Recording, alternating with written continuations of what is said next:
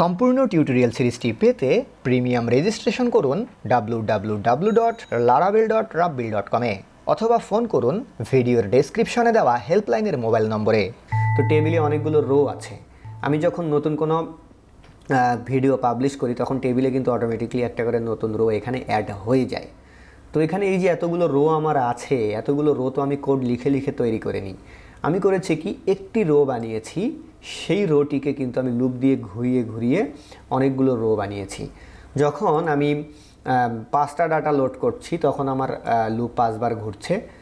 যখন আমি নতুন নতুন ভিডিও এখানে অ্যাড করছি তখন লুপ কিন্তু এক এক করে আমার বেশি ঘুরছে।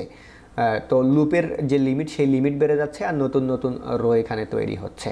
তো এই যে ডেটাবেস থেকে ডেটা নিয়ে এসে আমরা যখন এভাবে সিলেক্ট করে এভাবে শো করাবো তখন আমরা কিন্তু লুপ চালাবো। তারপরে ধরুন এখানে ফ্রি ক্লাস পেজে যদি আমরা যাই, এখানে আপনারা 5টি কার্ড দেখতে পাচ্ছেন। তো এখানে 5টি কার্ড কিন্তু আলাদাভাবে বানানো হয়নি, মূলত কার্ড একটি বানানো হয়েছে। সেই একটি কার্ডকে লুপ ঘুরিয়ে ঘুরিয়ে কিন্তু এখানে 5টা করা হয়েছে।